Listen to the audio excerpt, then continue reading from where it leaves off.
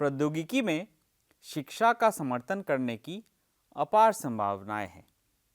यह mind map कुछ ICT उपकरण दिखाता है जो शिक्षण, अधिगम और मूल्यांकन का समर्थन कर सकते हैं।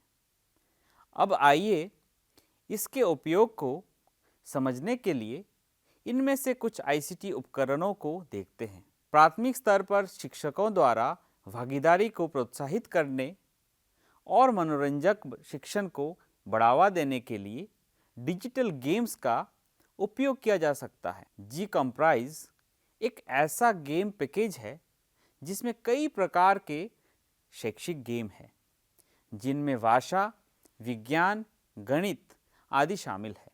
आइए जी कंप्राइज के कुछ खेलों के उदाहरण देखते हैं।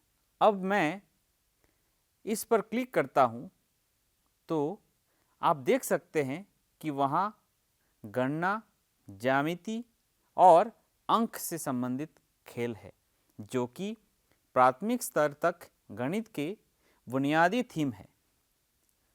आप इसमें से कई भाषा के खेल भी देख सकते हैं। ये सभी निःशुल्क और ओपन सोर्स गेम है जिनका अनुवाद किया जा सकता है और आपकी अपनी भाषा में इनका इंटरफेस भी बनाया जा सकता है। एडुएक्टिव 8V एक ऐसा ओपन सोर्स टूल है जिसमें प्राथमिक स्तर के लिए गेम है।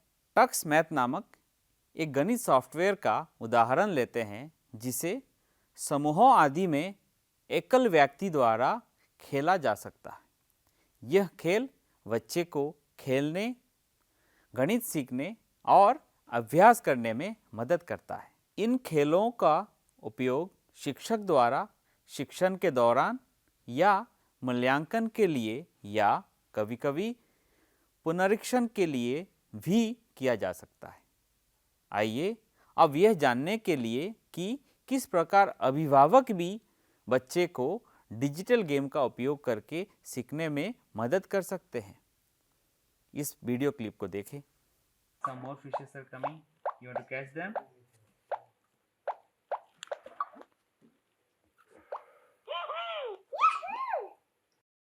कुछ सॉफ्टवेयर बच्चे को स्वयं को अभिव्यक्त करने में मदद कर सकते हैं। टास्क पेंट एक ऐसा ही सॉफ्टवेयर है जहां बच्चा स्टंप ड्राइंग के माध्यम से स्वयं को अभिव्यक्त कर सकता है। अब मैं आपके साथ टक्स पेंट नामक सॉफ्टवेयर का केस अध्ययन साझा करना चाहता हूं। पर्यावरण अध्ययन कक्षा में बच्चों द्वारा प्राकृतिक वास के बारे में सीखने के बाद बच्चों को पानी के नीचे का परिदृश्य बनाने के लिए एक गतिविधि दी गई। सभी बच्चों ने विभिन्न समुद्री जीवों जैसे मछली, समुद्री घोड़े और कुछ समुद्री पौधों पर मोहर लगाकर चित्र बनाना शुरू कर दिया। एक बच्चे ने समुद्र में एक पक्षी को अंकित किया। इससे पता चलता है कि बच्चा आवासीय अवधारणा को नहीं समझता है। हम यह भी देख सकते हैं कि बच्चे हमेशा छोटी मछलियों के साथ साथ दो बड़ी मछलियों को अंकित करते हैं। इससे पता चलता है कि बिना किसी के सिखाए भी बच्चे इसमें उपलब्ध वस्तुओं के आकार को बदलने में सक्षम हैं। तो इस परिदृश्य में आईसीटी कौशल आकस्मिक ही समझ आ जाने वाला गुण है। हमने बच्चे से पूछा कि कुछ छोटी मछलियों के साथ हमेशा दो बड़ी मछलियां क्यों होती है। तो उन्होंने कहा कि सभी का एक परिवार होता है, तो मछली का भी एक परिवार होगा। उन्होंने परिवार के बारे में कक्षा 1 में अंग्रेजी विषय में सीखा था, लेकिन वे इस अवधारणा को कक्षा 2 की पर्यावरण अध्ययन गतिविधि में लागू करने में भी सक्षम है। इस प्रकार एक बच्चा अपने पहले से सीखे हुए विचारों को नए सीखे विचारों के साथ एकीकृत करता है। हम यह भी देख सकते हैं कि दो बड़ी मछलियों में हमेशा एक बड़ी और एक बड़ी से थोड़ी छोटी होती है। हमने पूछा कि एक मछली दूसरे से थोड़ी सी छोटी क्यों है। सभी बच्चे एक साथ चिल्लाने लगे कि परिवार में पिता, बड़ा है और माँ हमेशा छोटी होती है। इससे पता चलता है कि इस परिदृश्य में लिंग के संबंध में उनकी समझ क्या है। एक बच्चा तुरंत बड़ी मछली पर माँ और छोटी मछली पर पिता के रूप में लिखने लगा। तो हमने बच्चे से पूछा, तुम इसे बदल क्यों रहे हो? बच्चे ने कहा कि मेरे परिवार में मेरी माँ फीस देती है, मेरी माँ स्कूल में पीटीए मीटिंग में आती है, इसलिए मेरे परिवार में माँ बड़ी है। इस प्रकार एक बच्चा डिजिटल ड्राइंग के माध्यम से अपनी समझ को व्यक्त करता है। हमने एक अन्य बच्चे को दो बड़ी मछलियों के साथ एक छोटी मछली को बनाते देखा। हमने सोचा शायद ये घर में अकेली बच्ची है। जब हमने बच्चे से पूछा कि तुम्हारे पास सिर्फ एक छोटी मछली ही क्यों है, बच्चे ने कहा, मैंने एक विज्ञापन देखा है, हम दो हमारा एक। हमें यह देखकर बहुत आश्चर्य हुआ कि कक्षा 2 का बच्चा टीवी पर एक विज्ञापन देखकर जनसंख्या नियंत्रण के बारे में सोच रहा है और कक्षा में जो कुछ सीखता है उससे पर्यावरण अध्ययन गतिविधि में लागू कर रहा है। यही एकीकृत अधिगम है और ऐसे उपकरण किसी भी अवधारणा के विचारों, अवधारणाओं और समझ को व्यक्त करने में बच्चे की मदद कर सकते हैं। आइए अब इस वीडियो क्लिप को देखें जहां बच्चे मोबाइल ऐप से खेल रहे हैं। यह संवर्धित वास्तविकता पर ध्यान केंद्रित कर रहा है। Children, we are going to have an activity now. Are you ready? Yes, ma'am. Okay. I'm going to give a sheet for you all. You have to pick one sheet for you.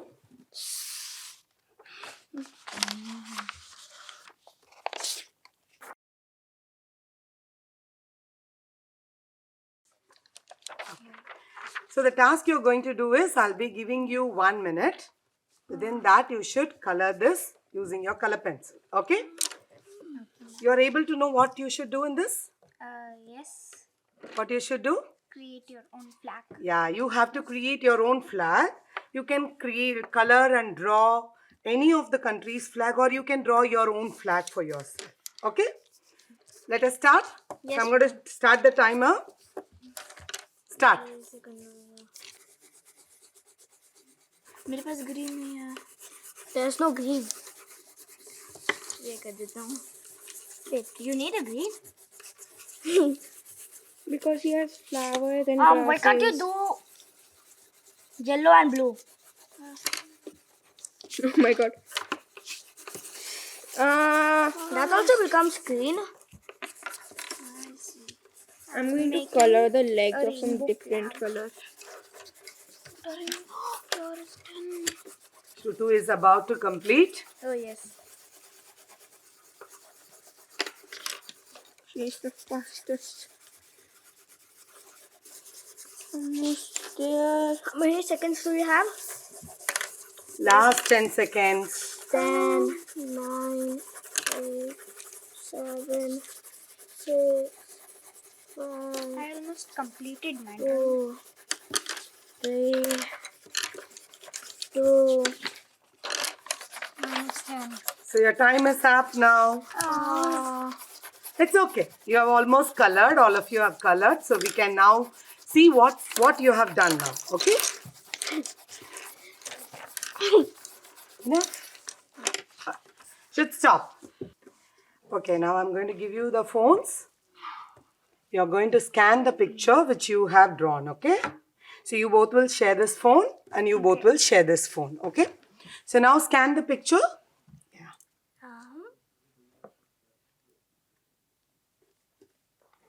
You can just now scan it. Just like that scanner. Yeah. Try. Let me do yours.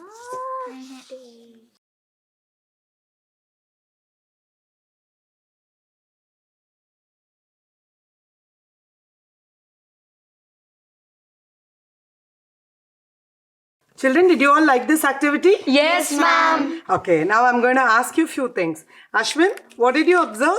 Ma'am, it was cool and 3D dimensional.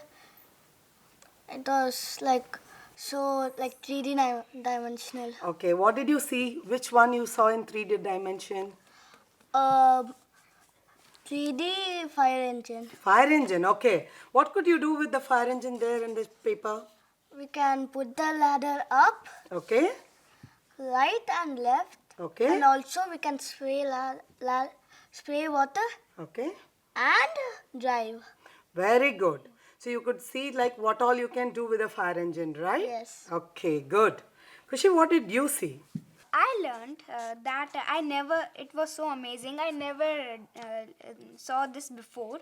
And actually, the thing I drew was actually in 3D. Okay. And also, the flag was moving. It was so amazing. So you could move or it was moving?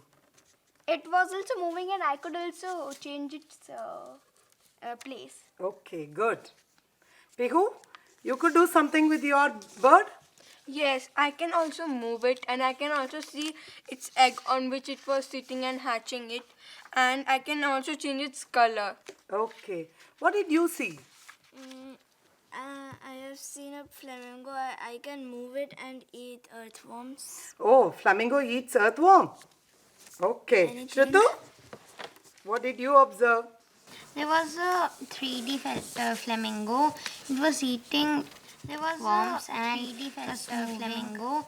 It was eating here and there. Oh, good. So you all could make a picture which is on the sheet to come live, right? Yes. You were able to make the movements, you were able to see different things, what that particular bird can do, and he was able to see what fire engine can be used for. So this is something which you can learn by scanning with your mobile, and also you can start learning yourself. हमने इस video clip में बच्चों का उत्साह देखा। अब बच्चे seat पर बैठने के लिए तैयार नहीं थे। उन्हें जब मोबाइल हाथ में दिया गया था तो वे इसके साथ खेलकर खुश थे और वे सबसे सीख भी रहे थे। हमने सुना कि बच्चे ने मोबाइल ऐप का उपयोग करके क्या सीखा जो वास्तविकता आधारित संवर्धित है। वे आभासी वास्तविकता को भी महसूस कर सकते हैं, लेकिन हमारे लिए यह समझना बहुत महत्वपूर्ण है कि पूर्व प्राथमिक और प्राथमिक स्तर पर ऐसे मोबाइल ऐप का उपयोग करते समय हमें बहुत सावधान रहने की आवश्यकता है, क्योंकि बच्चे ये समझने की भी उम्र में नहीं है कि क्या आभासी है और क्या वास्तविक। यहाँ एक स्थिति है जिसमें एक बच्चा जो दमकल के आसपास खेल रहा था शिक्षक के पास वापस आया और पूछा, सर, जब मैंने आपके मोबाइल के माध्यम से दमकल की तस्वीर देखी तो मैं उससे इधर उधर घूमते हुए देख पा रहा था। वो पानी डाल सकता था।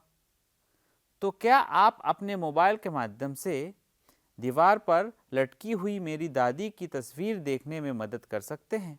शिक्षक ये बात सुनकर हैरान हो गया।